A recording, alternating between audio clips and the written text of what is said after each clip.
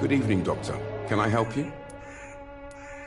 How are conditions in Whitechapel at the moment? I always thought it was my role to reveal what really happens in these forgotten parts of London. And you're not sure anymore? Emptied coffins, cannibalism, walking dead.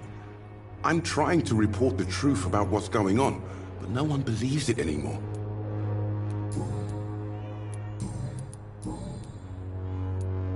Christina Popper claims she sells her body because she can't find any other work. Do you believe her? Of course I do. Her story is exactly what I want my readers to understand. We live in an intolerant and divided nation. Do you think things will ever change, Mr. Darby? I believe the situation can only improve. And now that women can vote, I'm convinced things will change. Goodbye, Mr. Darby. Farewell.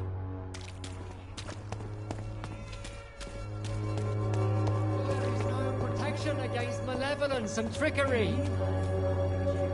Good evening, Mr. Whitaker. It's Father Whitaker, my son. So, are you still lost in your rational delusions? Don't you fear getting sick yourself? Faith gives me all I need, my son. If I must fall, then so be it.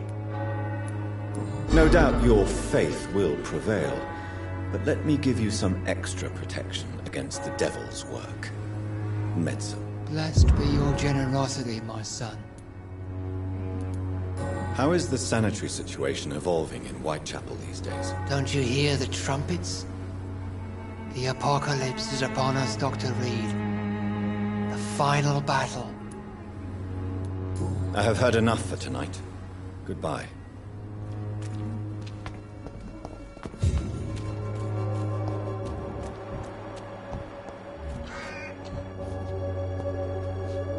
You again? What do you want this time? Can I offer you my medical expertise, Mr. Peters? Keep your medicines for others. There is a thin line between pride and stupidity, sir. Please take this medication. You'll feel better. All right. I'll take it then. It's not like I don't appreciate the gesture. How is the sanitary situation in Whitechapel? I'm not easily scared, but crazy killers and armed patrols are lurking about. My son's right about this place. Goodbye, Mr. Peterson.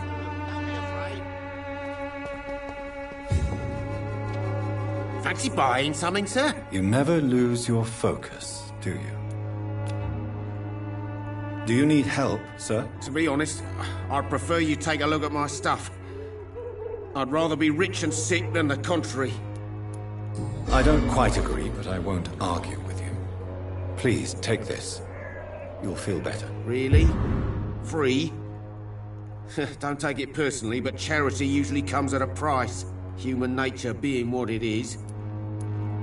Right then. Show me what you have.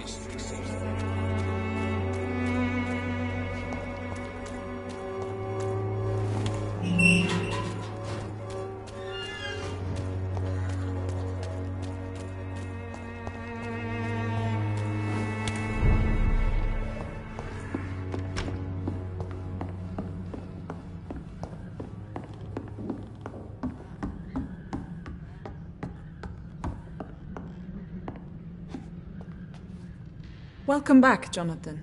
Do you need anything?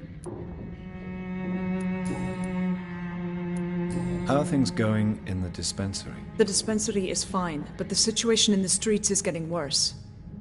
Remember those men who attacked us the first time you came here? Yes. Have they threatened you? No, but I heard they now patrol the district every night. I even heard they chase out the sick families. Show me what you have in stock, please.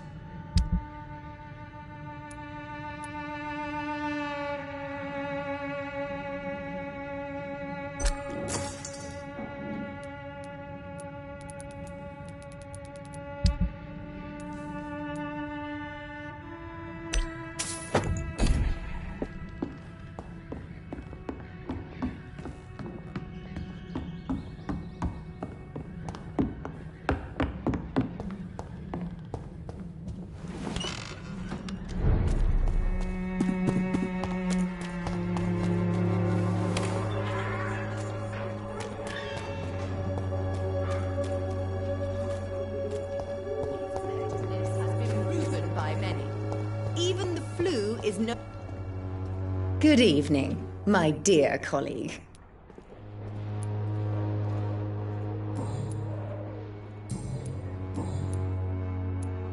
Loretta, your miraculous formula wouldn't even cure a common cold, and you know it. The Swanborough's cordial's secret ingredient is hope, Doctor.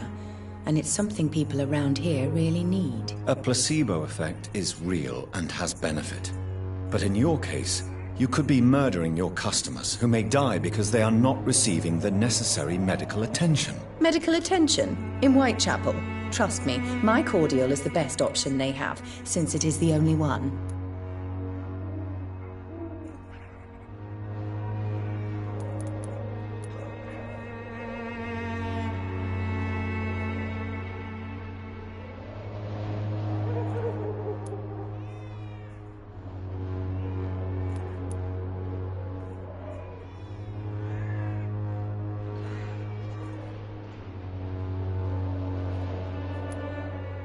If your true purpose was to help, you wouldn't take money from the poor for your snake oil. Oh, but to pay for it is part of the process, Doctor.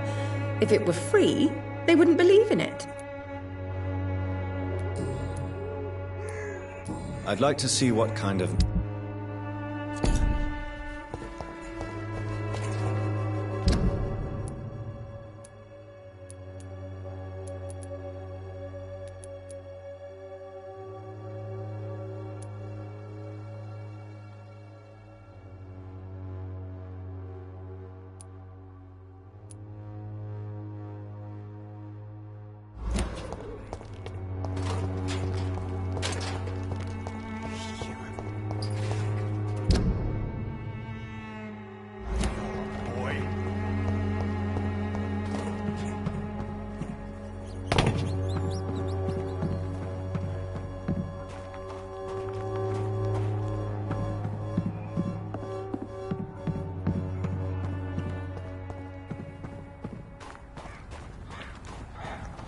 I cannot enter.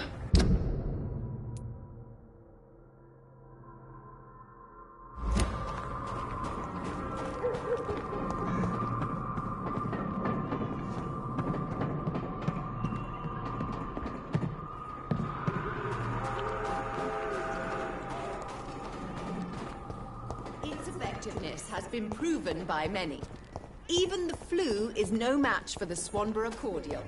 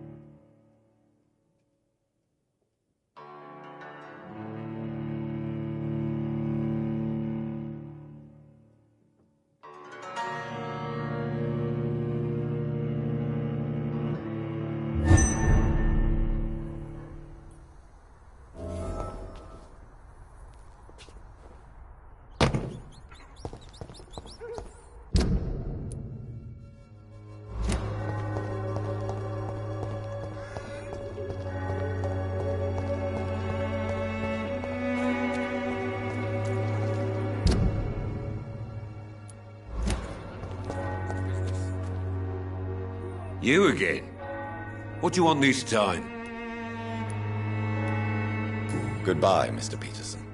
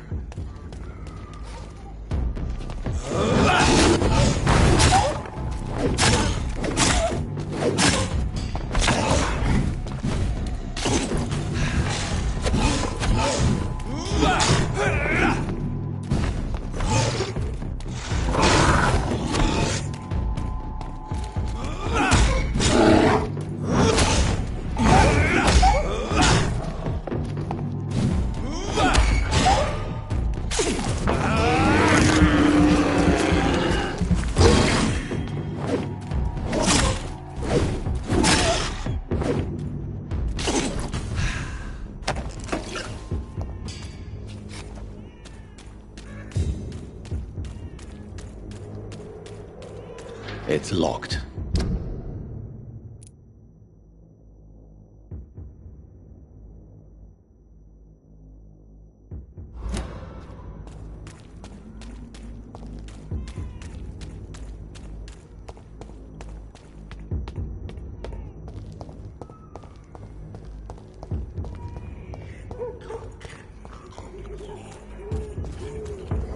Best stay back, sir.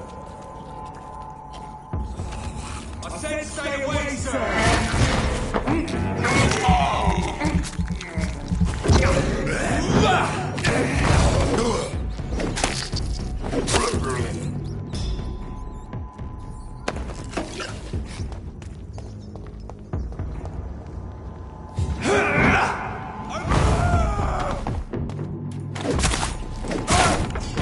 Back in the drive, you!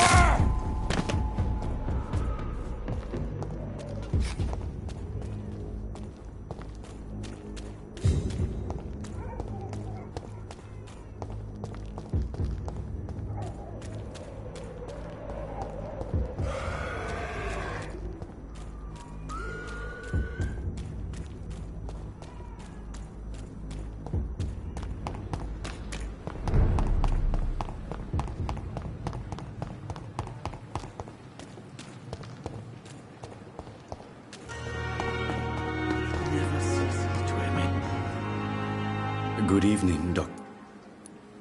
Please show me what you have to sell. Of course.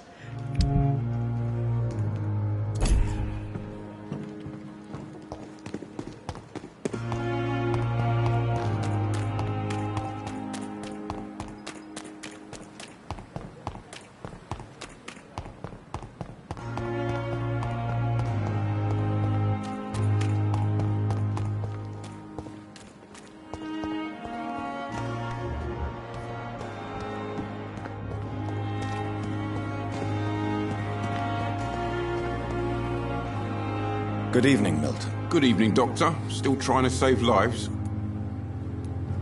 I'd like to see your goods. Wise choice, Dr. Reed. A reliable...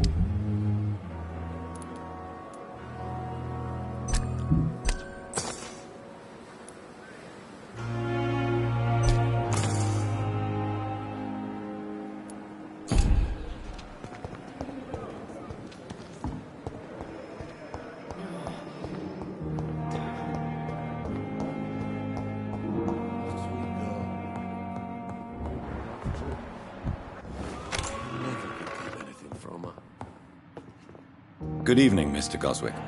How are you? I'm okay. But in the circumstances, I'm willing to give you the benefit of the doubt. I have to go. Good evening, sir. Doctor. You have the right to disapprove of our methods, and you will kindly apologize when you're feeling better. Good evening, Dr. Strickland. And good evening to you, Dr. Reed. Can I be of any help?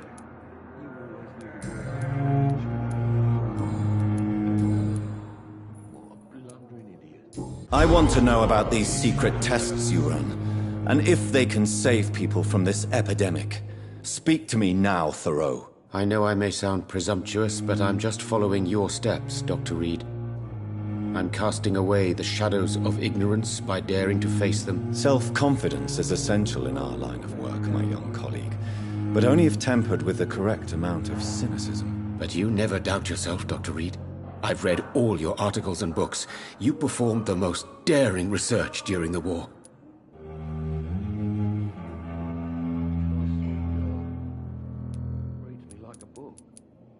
You have my support, Dr. Strickland.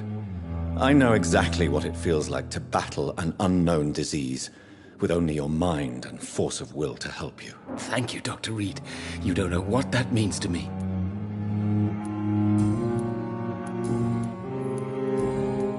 Goodbye, Dr. Strickland. You always knew the words to calm the children, Helen. As for me, what a blundering idiot.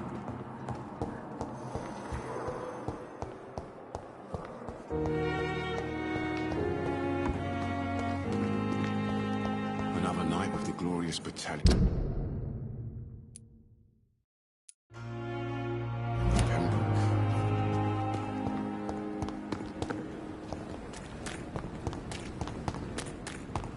Miss, please, I feel sick. Get over here now.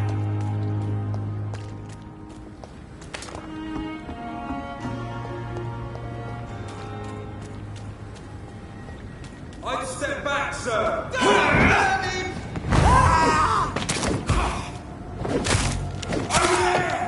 There's one of them vermin!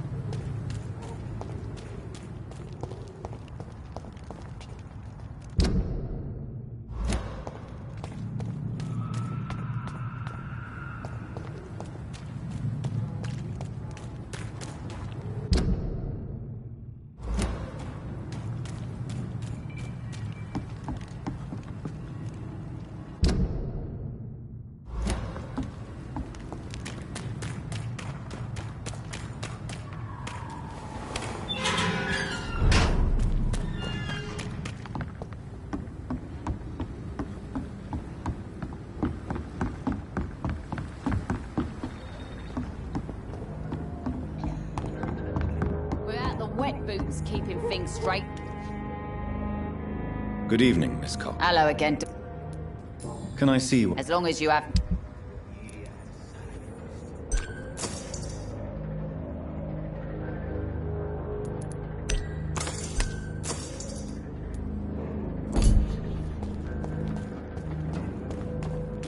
Without the wet boots... You should shut the turquoise for a time. Welcome back, Doctor. What can I do for you? Do you need any help? Can't be good for business to see the bartender cough in your beer. Indeed. It would be a shame to taint the delicate taste. Oh, thank you, Dr. Reed. My customers and I, we all thank you. Goodbye, Mr. Watts. So few clients. What with the epidemic, no one dares go out. You're still working at this hour? That's what I call dedication. Do you require medical assistance, Miss Cavendish? Don't feel so good if you have to know. I knew that keeping the bar open with the epidemic wasn't a good idea. Take this. It'll help. Perhaps you should think about closing the Turquoise Turtle for a while. Tom always said we got to keep the doors open. But thank you, Doctor. Have you heard anything about Sean Hampton's shelter? Some customers said the sad saint had a vision. Launched himself on a holy crusade. Even Dyson Delaney joined up with him. It's more like a cult, if you ask me. Goodbye, Miss Cavendish.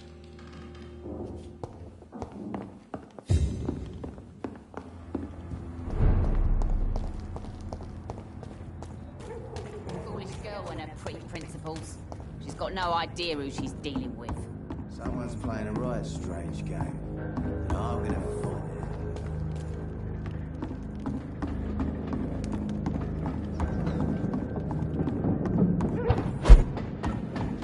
The sewer dog's fault, they say. Then the gangs, the epidemics, everyone's following the blame.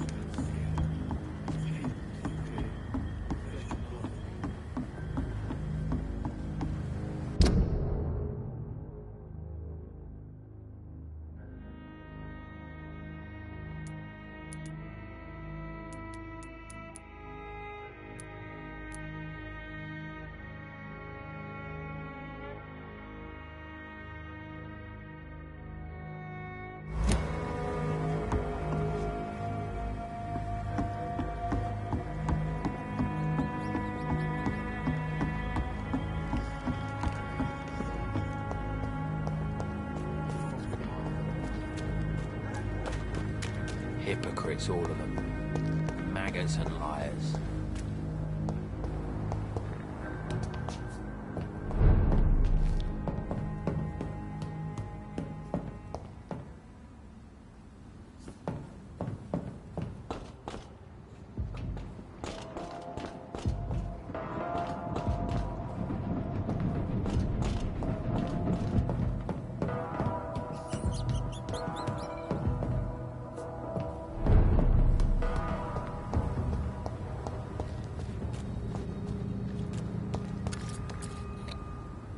Good evening, Mr. Fishman. Yeah.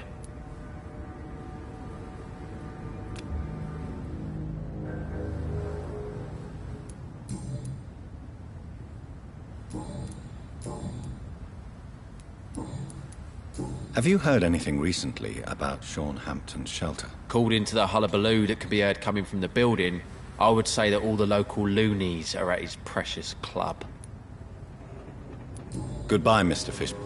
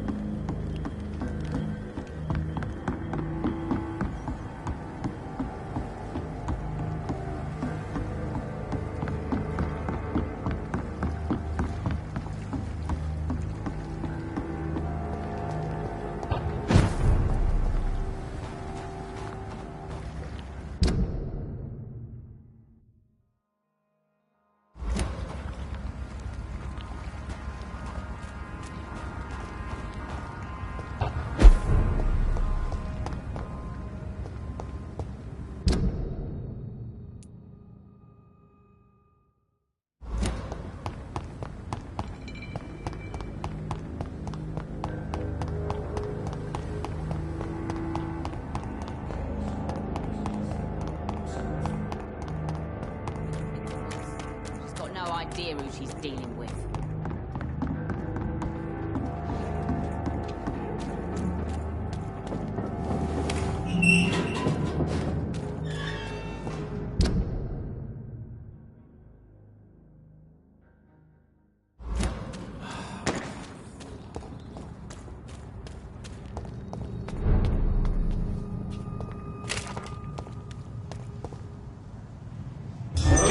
It's ready!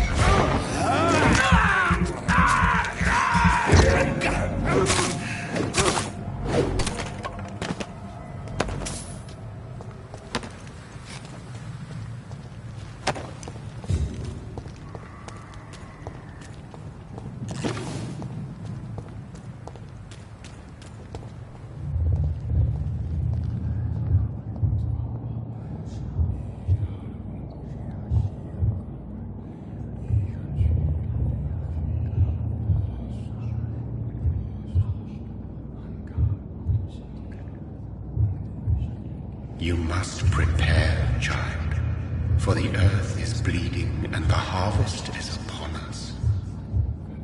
Stay away, whoever you are. This is no time for petty quarrels, my champion. Can you not hear? The famished queen has awoken.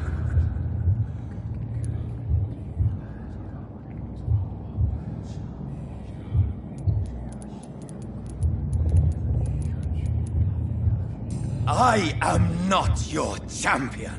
But of course you are, son. As surely as you are the blood of my blood.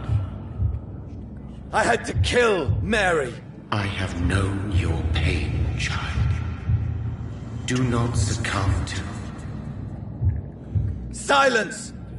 I dismiss you, now! The land calls for a champion. All and everyone needs you.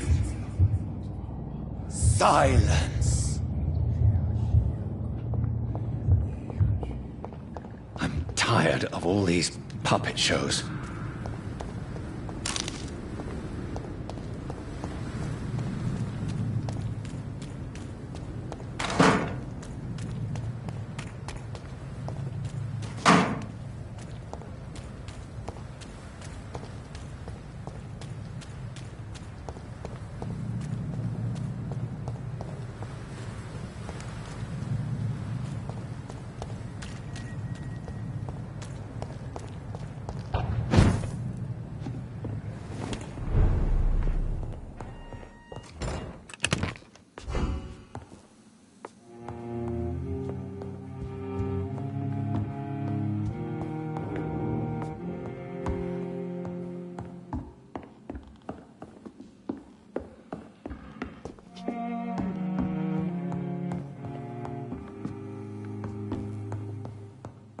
It's locked.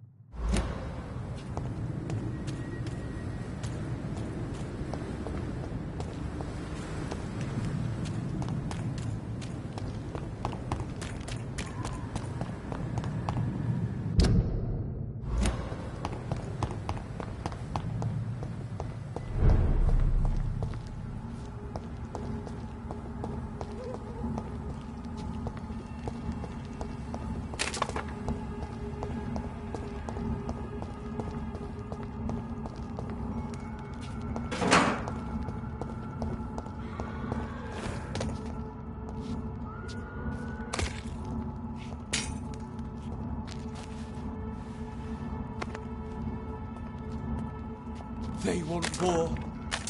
I'll show them war. Whatever this poor woman did, nobody deserves this kind of punishment.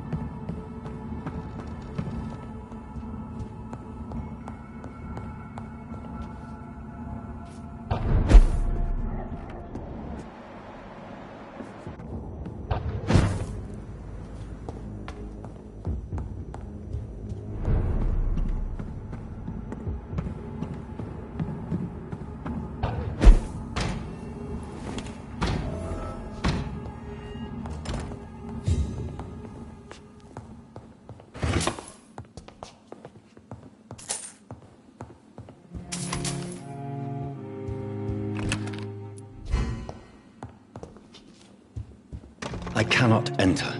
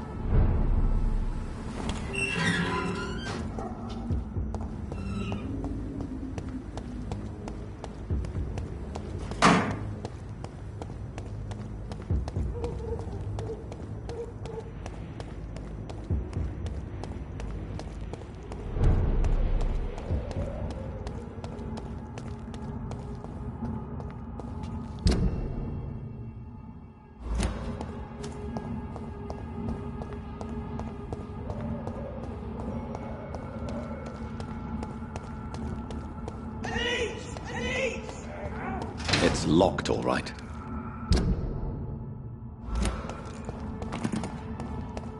Watch it! It's a killer! Stop it!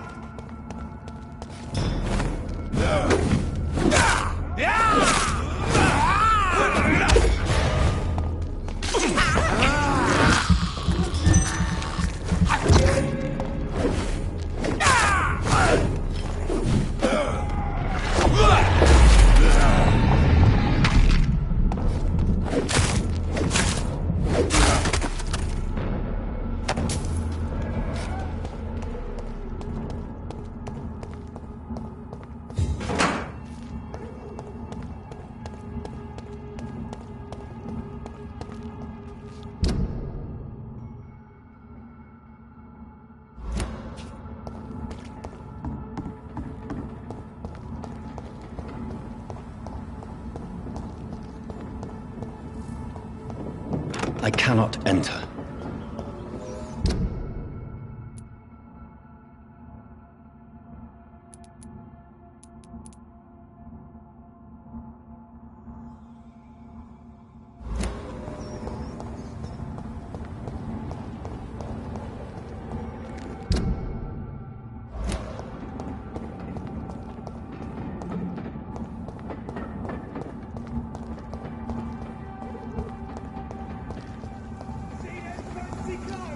This one's a top!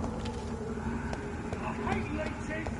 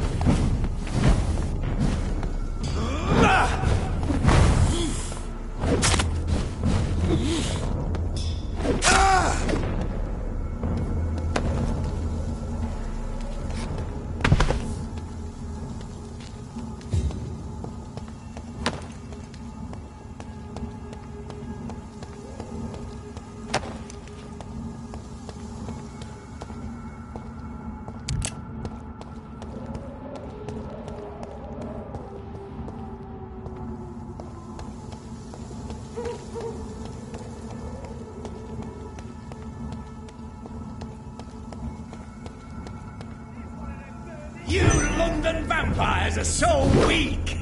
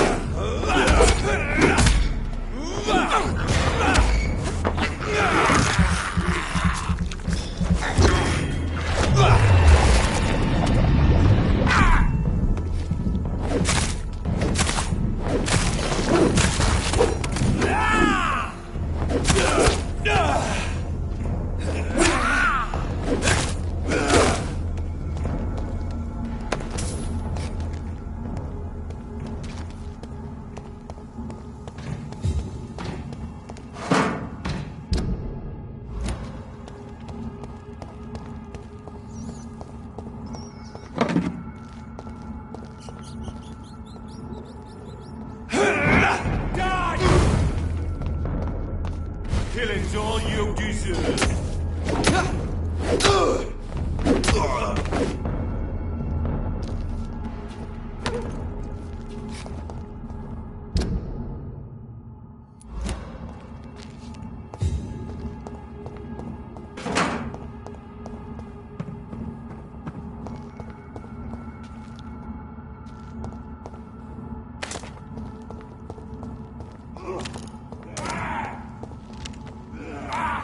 Fucking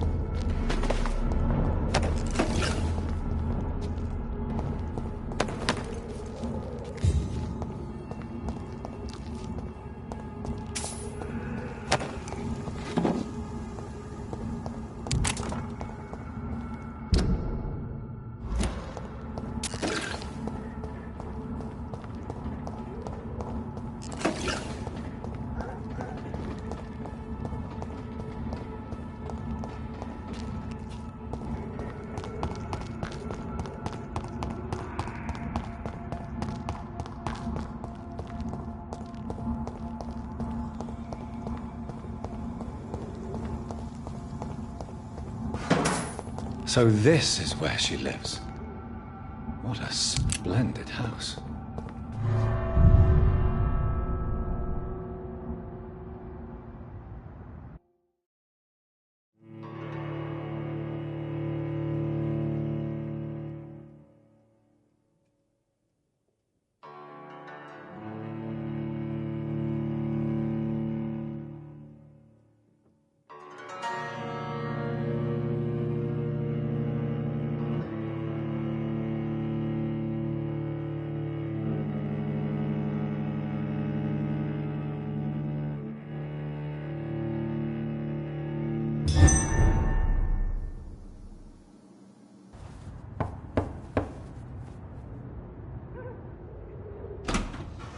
Dr. Reed, welcome. How are you? As good as one can be, considering the circumstances. Yes. Death and affliction seem prevailing themes of late. Please, come in. We have much to discuss. I hope I haven't disturbed you. Not at all. Actually, I was counting on you visiting me tonight. How strange, this painting. Beautiful, melancholic, yet with a haunting dignity. Indeed. A long time ago, a friend asked me to paint this for him. But I kept it in the end. I did not know you were a painter, my lady. There are many things you do not know about me, young Ekon.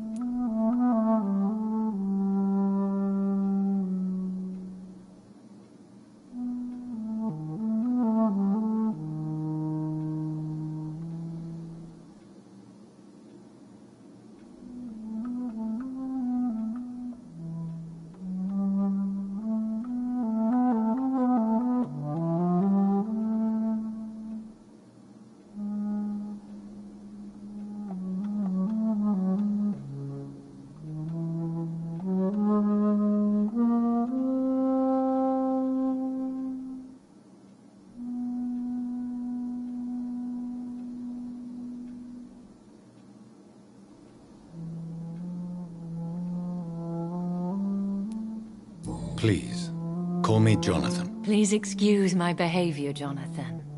I tend to tease my friends when uneasy. What is bothering you, my lady? Your letter was quite alarming. We will talk about this in a few minutes. For now, I would like you to tell me about yourself. How have you been since we last met, my friend?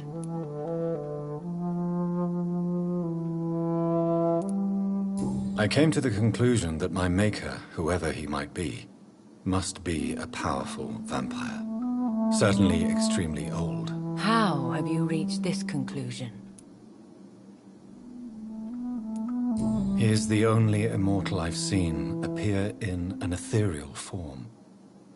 His voice, his words seemed ancient. It was disturbing. I am afraid you are right.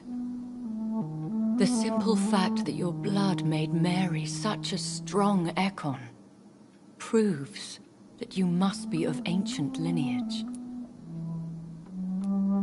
I felt this power radiating like an aura every time he appeared. Most ancestral vampires of England were killed by the Guard of Priwen half a century ago. I wonder who your maker could be. You have no idea who he could be? Some of the ancient ones fled England. Some may still be in hiding. All I know is you, my friend, are a pawn in some secret and obscure game of chess. My sister Mary. She was made a vampire in the same way I was. She was the one killing all those people everywhere I went. Vengeance is a powerful force for those betrayed. Made vampire through careless error. Victims by surprise. I swear I did not intend that. If only I had known then how vampires are created. That is the scientist speaking. In truth, most of us do not know how it really works. Personally, I make sure my prey will not return to haunt me. What do you mean? I am merciless, Jonathan. I only feed on the dying, and I make sure they are dead before leaving their remains. In the end, she implored me to put an end to her misery. But still, I felt I had taken her life twice. I am so sorry for my accidental cruelty. Had I known your dear Mary was still alive, I would never have sent you to pray for her soul in that church. There is no need to apologize, my lady. Your words have been most helpful in these difficult times. Thank you, my friend. If only we could have guided your poor sister through her terrible nightmare. I think I should ask the questions, your ladyship. After all, it was you who invited me to settle this most urgent of matters. Fair enough, Jonathan. The situation is critical. We do not have the luxury for etiquette. Please do not misunderstand me. I would be delighted to discuss mundane matters and idle trivialities. If we survive the dark nights to come, we shall have all the time in the world to speak, you and I. For now, please follow me, Jonathan. I must say, your house is exquisite. One of the advantages of living forever is having the time to be selective with one's furnishings. I took the liberty of having tea served. You can still drink tea. Can't keep it down, but I do so enjoy the aroma. Let us toast to make-believe. And of course to your health, Jonathan. And to yours, my lady.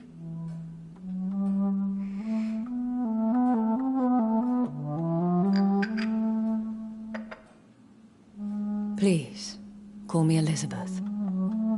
So, my lady, why, truly, did you invite me here? I've been asked to deliver an official invitation to meet the Ascalon Club. Who are they? Really? They are the embodiment of vampire law in Britain. Some say they influence the destiny of the Empire. Some believe they merely protect it. How many are they? Only a small number of powerful and deceitful immortals. All of them entangled in a sticky web of shadow cabinets, influencing trade. Will they fight the guard of Priwen? I doubt it. Fergal was Lord Redgrave's executioner forever and a day. By defeating that beast, you deprived them of a powerful weapon.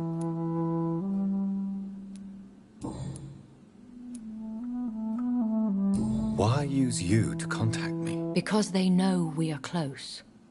The Ascalon Club has many spies. Their main occupation is gathering information and then deciding how to use it. Have they threatened you in any way? Not at all. Their message surprised me at first, but it is only logical, considering the critical situation in London. Why not ask for your help? Since you are obviously a powerful and influential immortal yourself. You have to understand that I am invisible to the eyes of Ascalon, for I am a woman. That suits me well, as long as they leave me alone.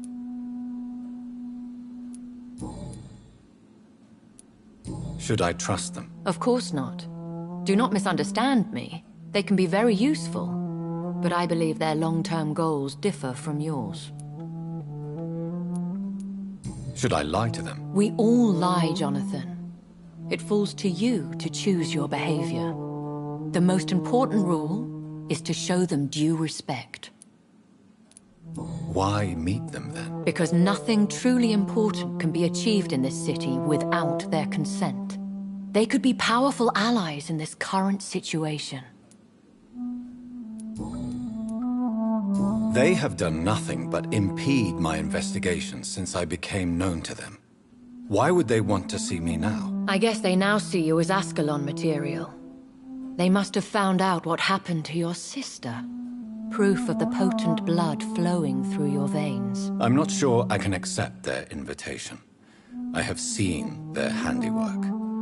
How Fergal the Beast imposed the club's law. You have no choice, Jonathan. Even I would not openly defy Lord Redgrave, the chairman of the Ascalon Club. How powerful is his reach? The Ascalon Club may be the most influential secret society in England. Not all its members are immortals, but they are all very powerful. They are not all immortals. How is that? The club is mainly comprised of political figures who seek the safety and expansion of the Empire. The most loyal are awarded immortality. Any familiar or famous names? As the richest, most relentless British tycoon, Aloysius Dawson is considered ideal Ascalon material and has been watched for years. What can you tell me about Lord Redgrave? Who is he? Lord Redgrave is the founder and chairman of the Ascalon Club. Most mortals know him as the Earl of Bristol. He is rich and extremely influential. Have you met him? Only on rare occasions, for he never goes outside the club. And women are not awarded membership, even immortals. How old is he? How long has he been a vampire? Lord Redgrave claims to be the progeny of William Marshall, the most valiant knight who ever lived. If that is true, he could be very old.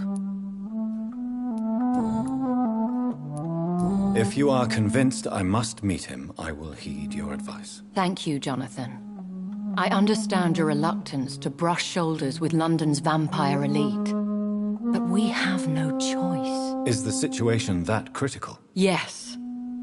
The Guard of Prewen has called for a second great hunt of our kind.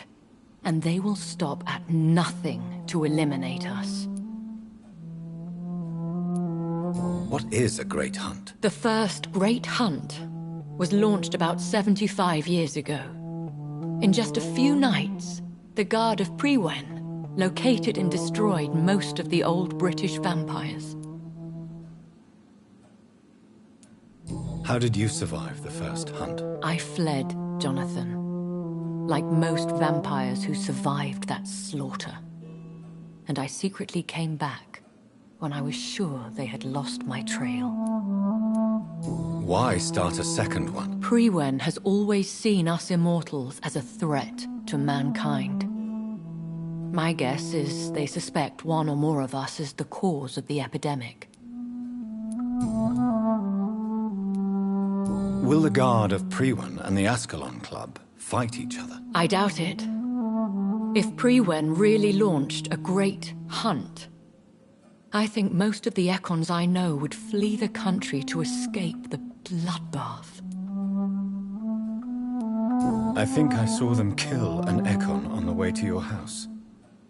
They seem to have a list with names. To launch another great hunt, they must have collected intelligence on vampire identities and whereabouts.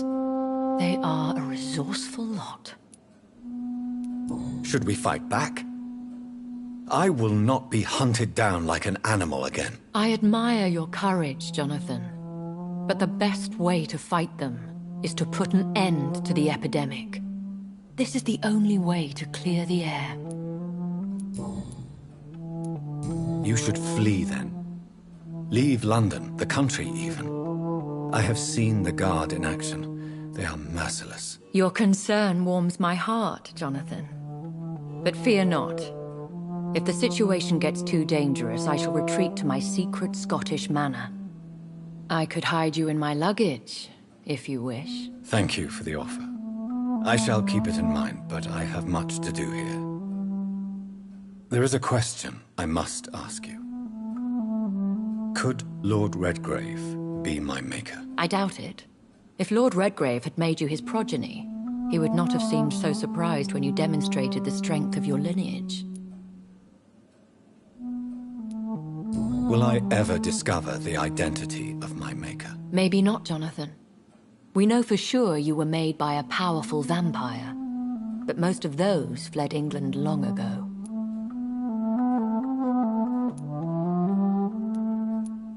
Please forgive my bluntness, but I have to ask. Was it you?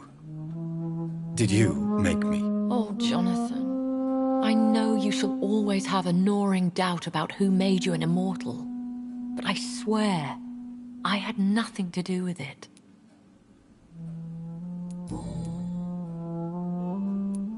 What is the plan? The plan is we both try to save this city, you and I.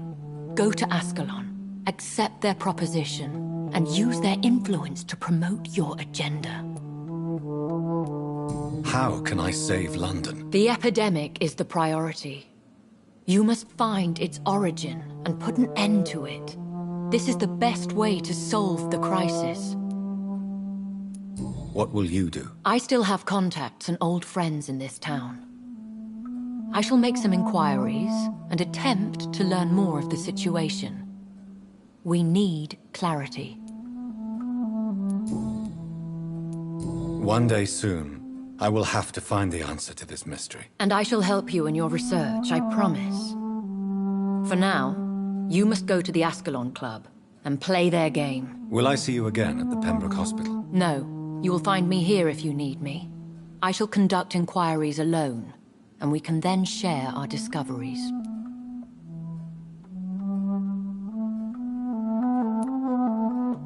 Will you not visit Pembroke again? No.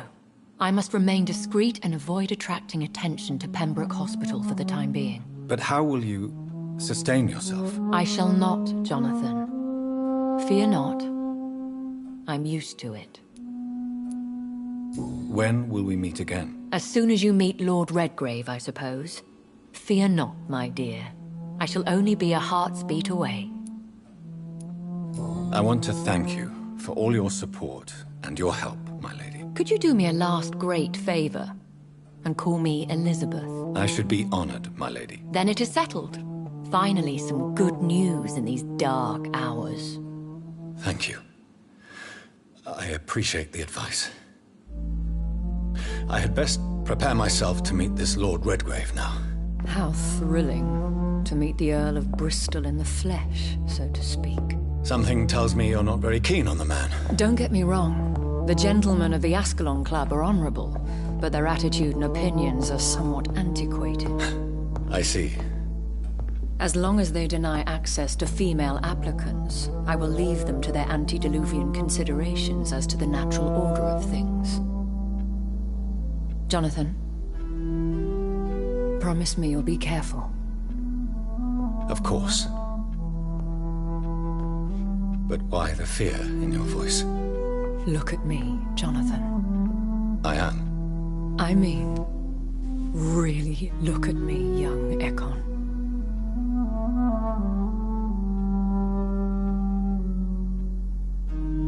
We may be deceptive by nature, but this heart of mine has always told the truth.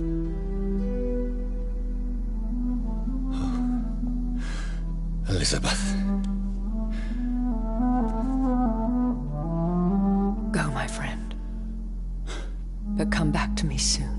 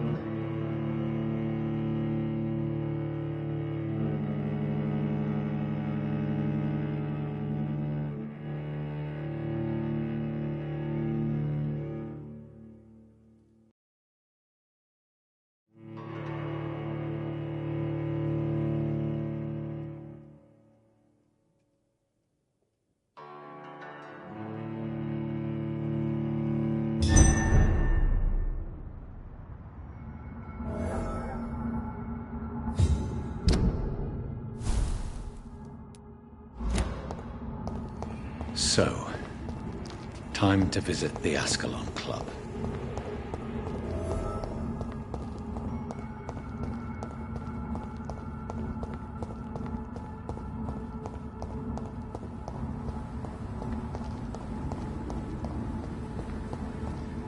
It's locked, all right.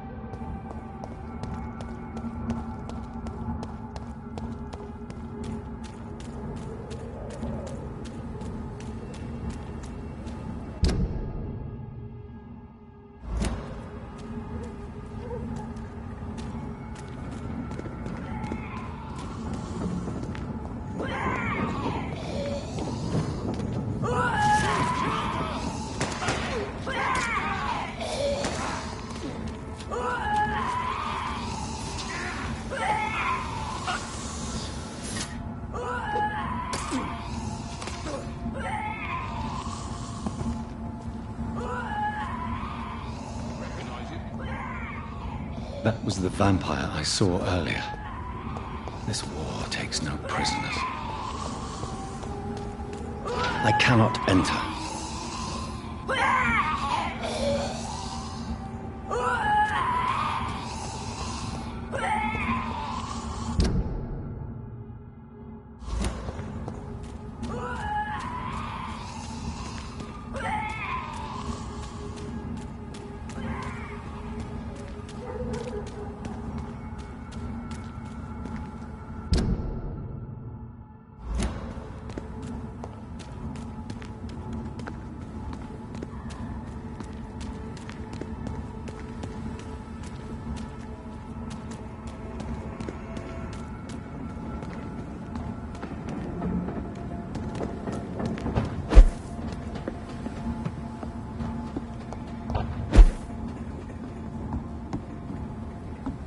It's locked, all right.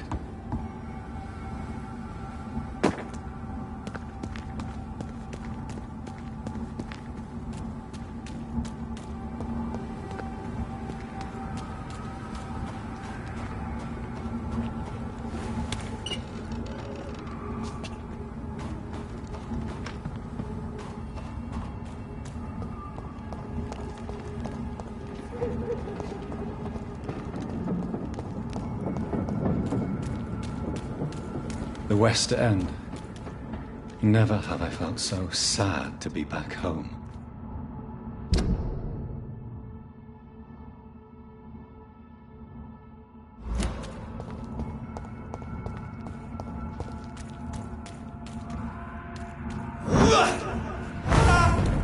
Steady, boys! Got one of them!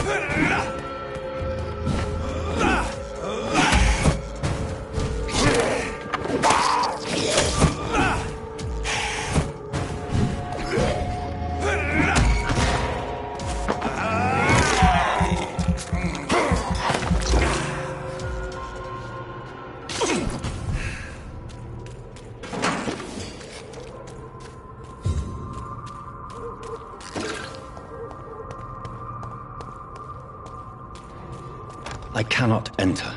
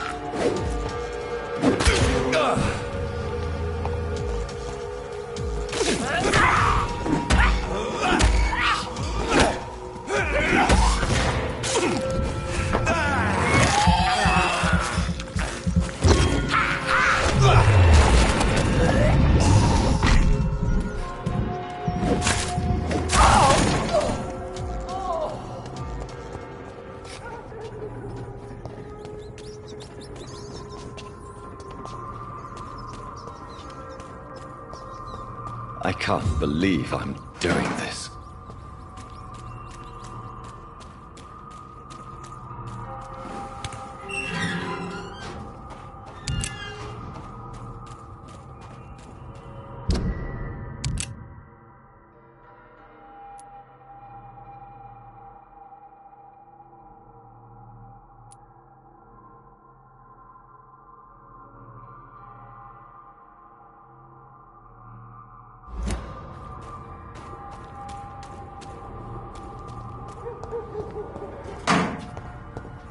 The Ascalon Club. The heart of British vampire society. Not quite as subtle as I expected. Good evening, miss. Oh my god, no. Please, Mr. Vampire, don't kill me. Please, no. I'm too young to die. I still have so much to offer this world. Wait, no. Why do you think I would... What? Don't worry, Dr. Reed. I know you wouldn't harm me. Mother told me you were in this part of town and might drop by. Your mother? My name is Charlotte, sir. Charlotte Ashbury. My mother taught me long ago how to recognize the signs that betray a vampire. I understand she also taught you how to tease and gently mock innocent young Econs. It's a pleasure to meet you, Miss Charlotte.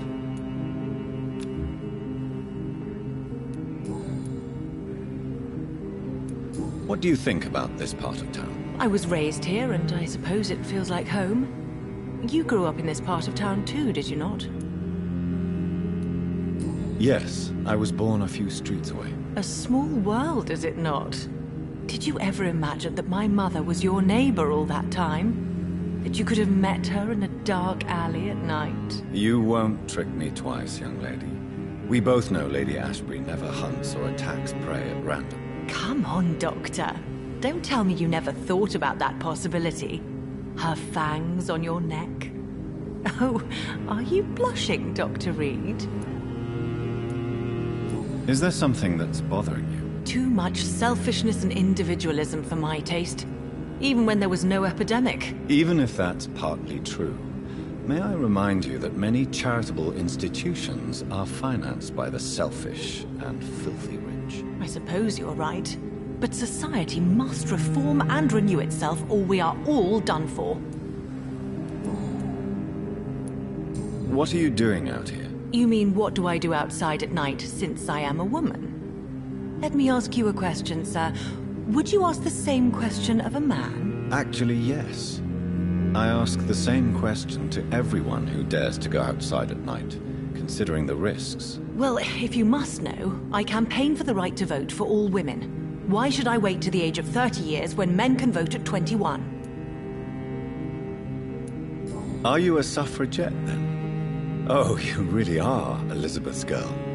Without a doubt. All adult women have the right to vote in the US, in New Zealand, and in Australia.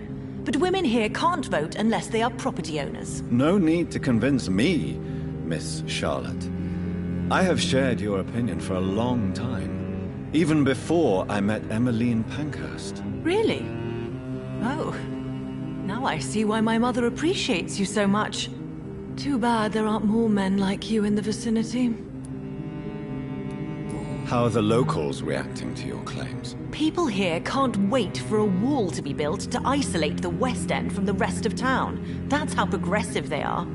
If this happens, Emily and I will blow it up. Explosives are very dangerous, young lady. And who is this Emily? She is my best friend, and a suffragette too. She was supposed to campaign with me tonight, but hasn't turned up. Have you any reason to be worried about her? Recently, Emily started to believe in... well, she got interested in vampires. I'm afraid she might be in trouble. Let me guess. You spoke to her about us, didn't you? Despite your mother's warning. I think I should try to find your friend. Oh, that would be top-notch. I can tell you where she might have gone. You have my thanks, Dr. Reed. And please, don't tell my mother. Tell me about your adoption. What do you want to know? Who are your real parents? Elizabeth Ashbury is my real mother. She raised me and has taken care of me all my life. I have no idea who my progenitors are or were. Do you live with her? I still spend a lot of time in my mother's mansion, but I have my own house now. I have a life to live, you see. And one day, I'll have my death to face. How did you meet Lady Ashbury? First, I was an orphan in the institution for girls she manages in the West End. When I was 10, she adopted me, and I have lived with her ever since. Did you know she was a vampire when she picked you? The correct word is Ekon, Doctor. And no, I had no idea why my mother only showed up at night. She told me everything when I turned 16, though I suspected the truth for a long time before that.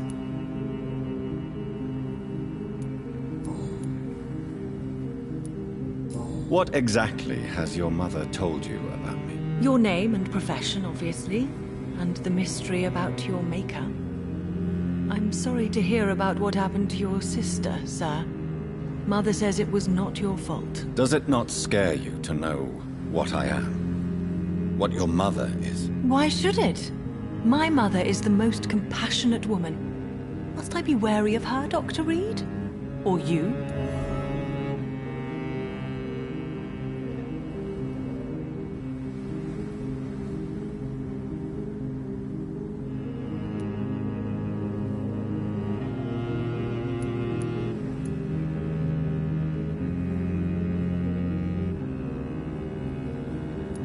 Yes, you should. I killed my own sister because of the hunger.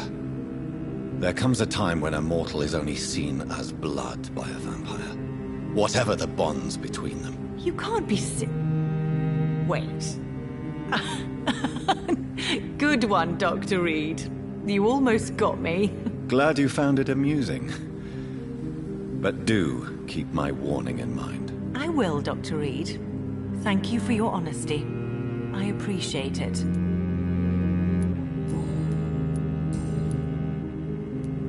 Do you know why Lady Ashbury chose you to become her daughter? No, I don't.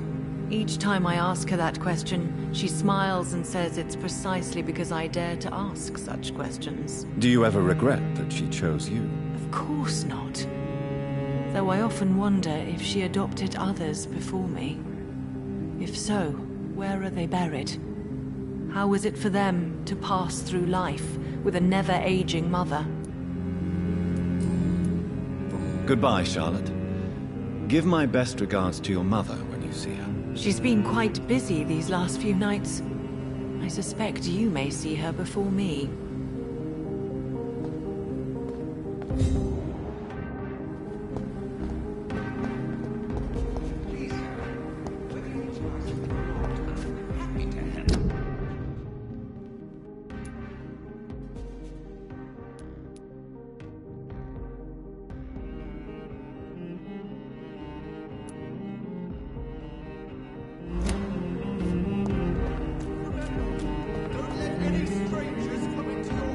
Good evening, sir. Please forgive me for disturbing you. I'm a doctor. I never judge a man by his title, but by his attitude. And you are not disturbing me at all. I am Calhoun Russell, and I welcome you. Well, I must admit it's good to receive a warm welcome for once. I'm Jonathan Reed. Welcome, Dr. Reed. Welcome to my humble shop.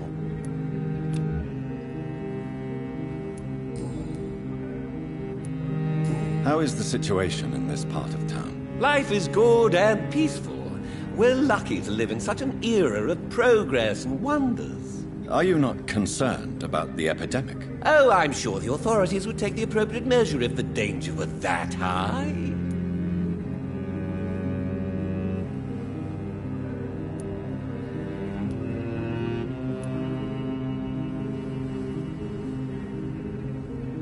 Are you that blind? I've seen hundreds of victims piled up in this city each week. Mr. Reed, please. Why are you so angry? I did not mean anything by it.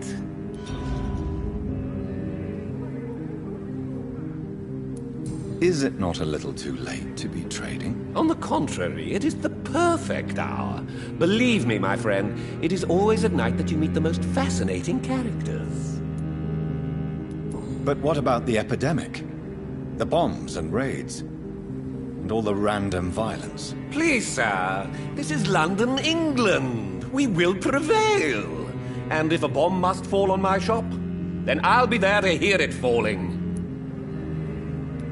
So you prefer to work at night? Oh, I also enjoy a sunny day like everybody else. But the night always has a certain je ne sais quoi of its own. What can you tell me about this place? I recently found the best steak and kidney pie in the city. I'd be glad to share the address if you want. Finding a good restaurant? Is that really all that interests you? Oh, I have many passions, but nothing brings me ecstasy like subtle and exquisite flavors from my teeth to my belly. I must confess, I have quite specific tastes when it comes to nutrition. Really? Well, I'm always happy to try new exotic meals. If you ever find an intriguing table, please share the address.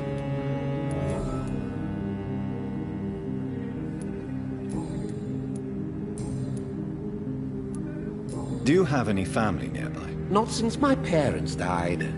I'm London's lone gourmet. Really? But you seem to be such a pleasant and sociable fellow. I'm afraid the real hedonist has to be sometimes. I discovered ecstasy as a solitary pleasure, but it does not mean it can't ever be shared. London's lone gourmet. What a strange title. I used that name in my early years when I was a food critic, and I kept it.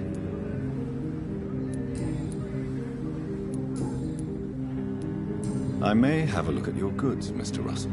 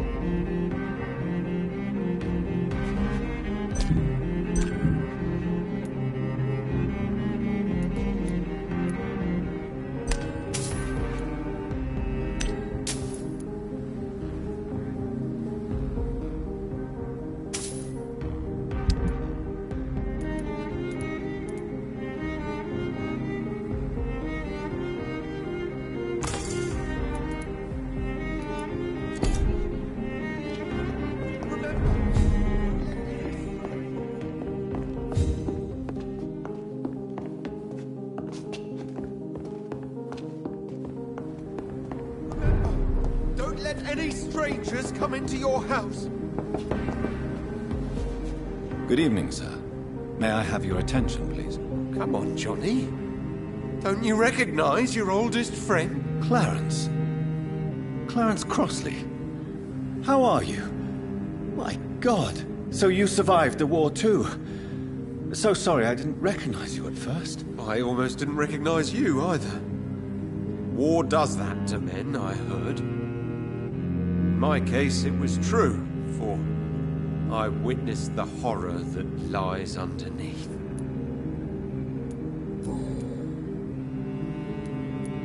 When did you escape the war and return to London? You know what's funny? I almost never think about the war. Not anymore. I'm involved in another kind of battle now. What is this new battle? I saw terrible things during the war. Horrors I thought I'd forget. They're here too. They're everywhere.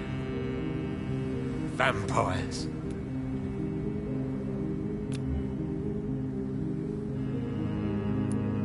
I know what you mean. I haven't had much time to think about the war either since my return. Of course. With the epidemic, I bet you've been busy as well. Forgive me, Johnny. I didn't want to sound selfish.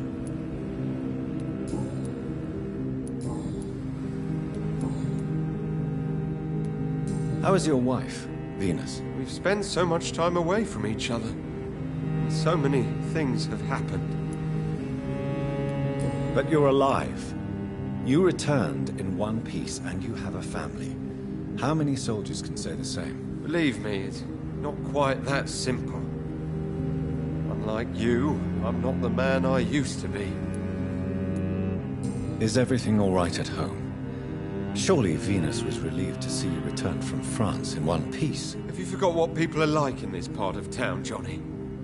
Venus fears for our family reputation. Now her husband has become the village idiot.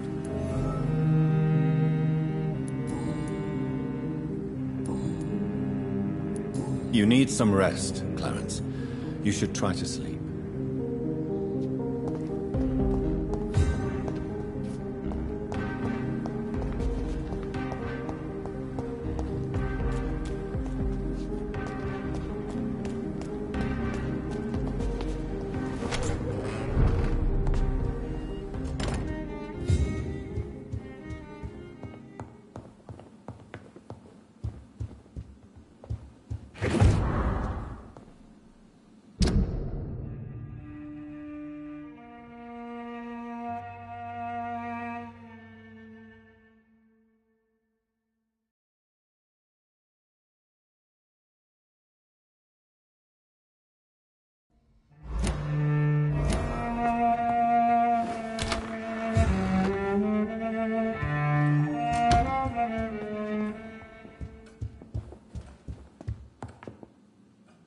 Good evening, Avery. Mr. Jonathan? I can't believe my own eyes. Oh, it's a miracle. We all thought you were... Oh, sir, your poor sister. What a tragedy. I know, Avery. I know about my sister's murder. Miss Reed expected you to return to assist with the funeral, right up until the last minute. Where have you been, Mr. Jonathan? We needed you here.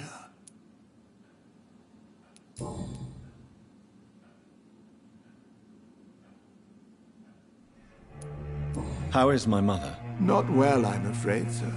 Miss Reed is very fragile since the police brought her back home. The police? What happened? Miss Reed was found walking in the streets. She kept saying she had spoken with her son and daughter. She's resting now. Has she received appropriate medical care? I'm taking care of Miss Reed myself. Hospitals are so overwhelmed by the epidemic that they can only accept patients infected by influenza. Perhaps we could arrange a short trip. Somewhere sunny, like France. She has always been very fond of France. I think leaving London could do her good. I'm afraid Miss Reed is too frail for the moment. Recently, she started going out at night without remembering it. I have to watch her carefully.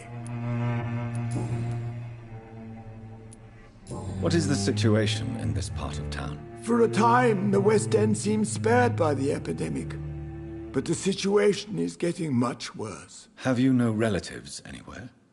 I'll understand if you want to take a few days to see family. Your father managed to guarantee my earnings as long as I take care of this house, sir. My sisters are dead, and I've never met my nephews. I'll stay, sir. I'm sorry I could not be here for Mary's funeral. Your mother was strong, sir, but your support would have been appreciated. Apart from the priest and I, no one else attended your sister's funeral. To be present at the funeral with you both was my dearest wish, Avery. But I'm sorry, I simply could not attend. I would not dare to question your absence, Mr. Jonathan. All I can say is that we missed you a great deal during these difficult days.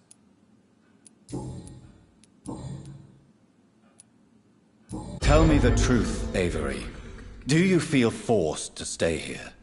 Would you leave this house without the arrangement made by my father? No, sir. I have nowhere else to go. And I promised your father I'd take care of his family as long as I lived. This house is dead, Avery. There is a curse on this family. You really should consider leaving. If only you could have been here sooner or more often. Maybe this house would not be that empty. But you're here now, sir. So my task is not over.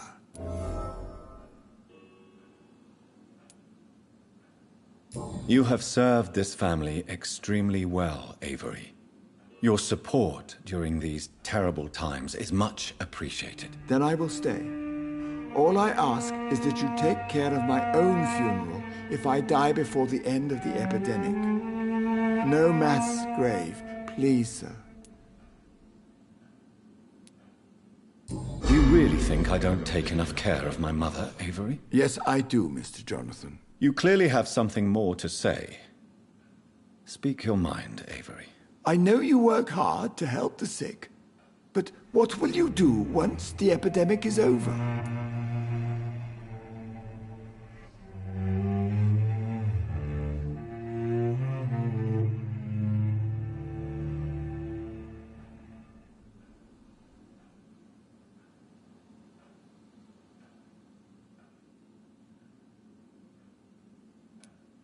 My home is here, and I have nowhere else to go. But this house will need some improvements if I move here. Some radical changes. That's good news.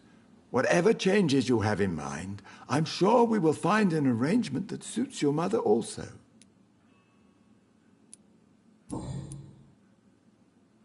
Goodbye, Avery. Of course.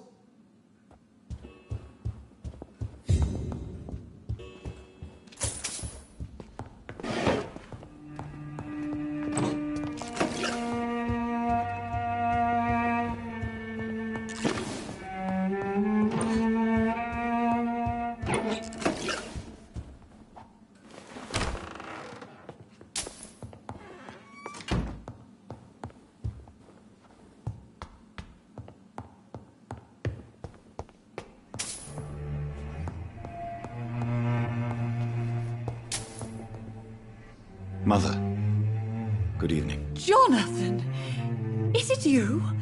Where have you been, my prodigal son? I'm right here, Mother. I'm finally home. Yes, for this son of mine was dead and is alive again. He was lost and now found. But where is your sister? Where is Mary? Mary? She is gone, Mother. I know she's gone. The question is, when will she return as you have? I miss my grandson so much. It's been days since their last visit.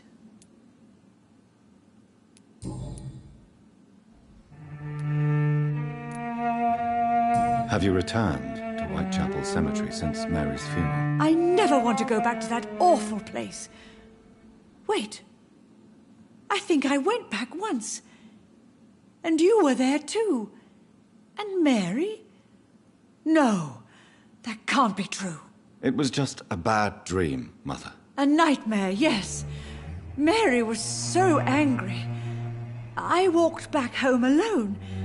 If that kind policeman had not called Avery from the station, I don't know what would have happened. Tell me, Mother, how are you?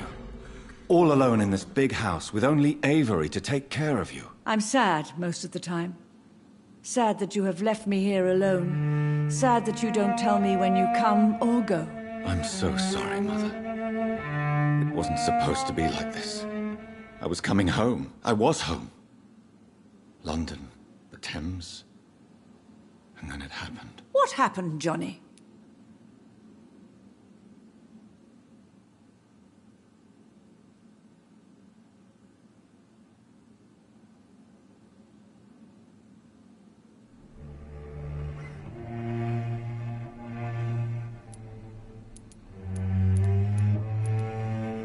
I lost my way. Somewhere between the boat and the house, my life changed completely. You should have told me, Johnny. I would have understood. You always were a secretive little boy. Mother, do you know what's been going on in this area? Not really. I don't go out much due to the epidemic, and when I do, I tend to get lost. What do you mean you get lost? I hope you don't go outside alone. Of course not. When I go out, your father always comes with me, but he leaves me there sometimes, and I have trouble finding the way back.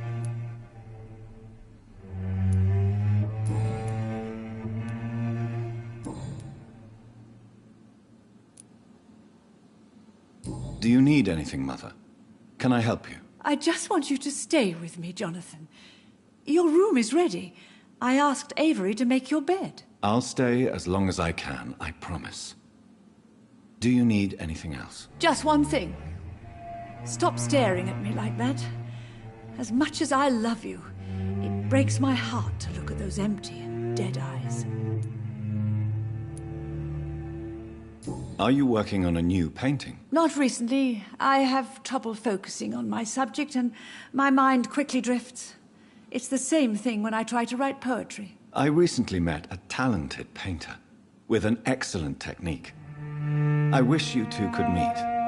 I'm sure you'd like her. I'd be glad to meet her. What is her name? Is she famous? Is she dead too? She's not famous, and her name is of no importance. And yes, she is also dead. The important thing is, I hope you two get along. If she ever fancies meeting your mother, I'd be glad to welcome her into my home.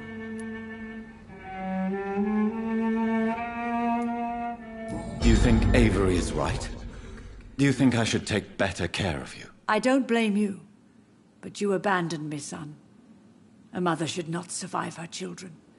It's unbearable to know you're not here anymore.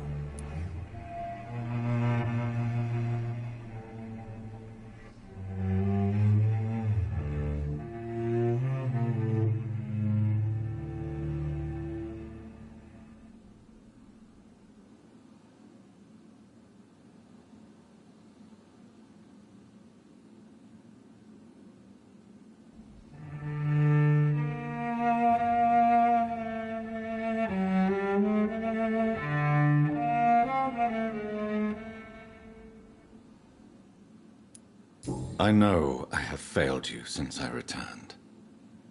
I even watched you bury Mary from a distance.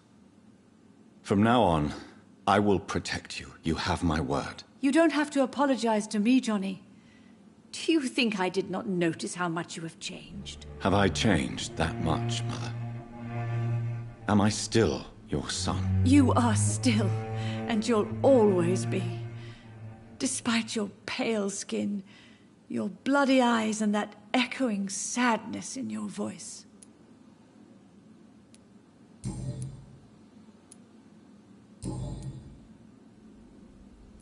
Why do you say Mary is visiting you, Mother? You know that's impossible. Why should it be? Are you not standing in front of me right now? Why should it be any different with your sister?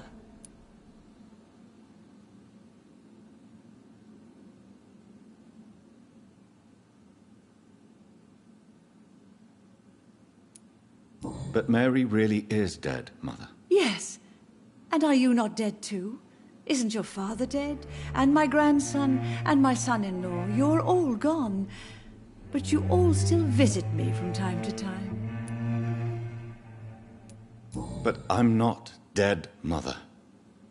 I'm really here, talking to you, trying not to cry. Oh, it breaks my heart to have to tell you this. But of course you're dead, my darling boy. Just look at you, as pale as my Mary.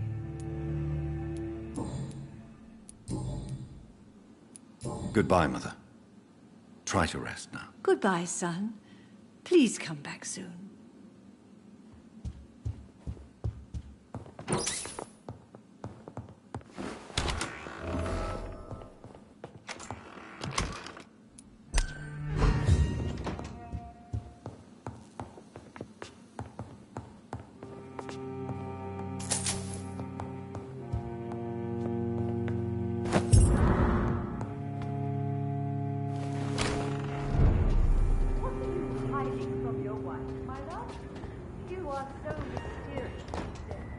It's locked, all right.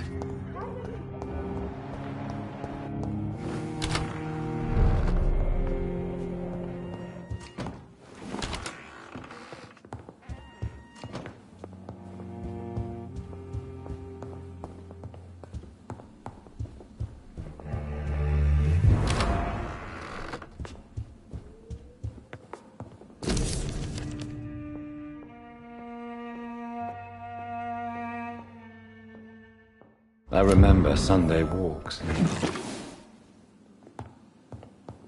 Jonathan, my dear, bring me my glasses. I feel like reading.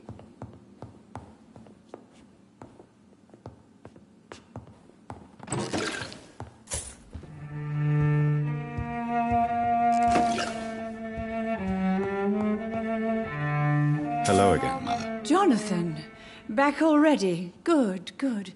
I was just about to go outside to find you. You shouldn't stay away for so long.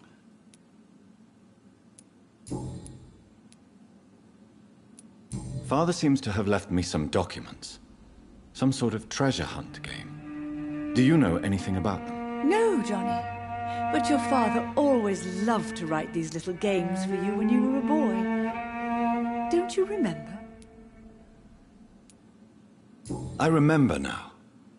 He used to post me these riddles, as though they were sent by a mysterious games master.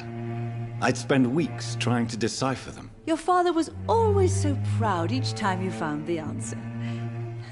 He was not just the serious doer banker everybody thought he was. I was proud too. How could I forget that? The important thing is that you remember it now. I'll tell your father the next time I see him. He'll be so happy.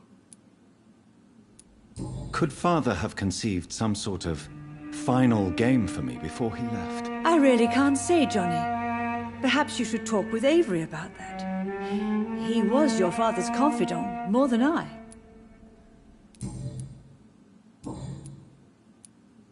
Goodbye, Mother. Try to rest now. Goodbye, son. Please come back soon. Yes, Jonathan. Spending next summer in France.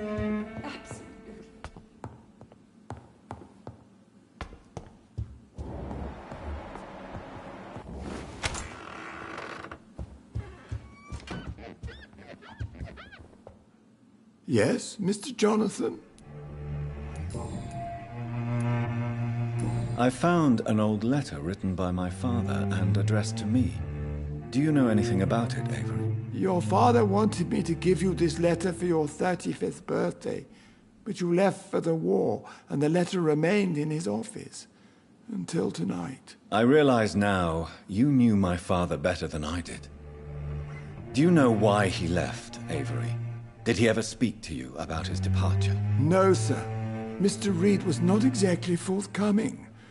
Perhaps this letter will give you the information you require. Goodbye, Avery. Of course.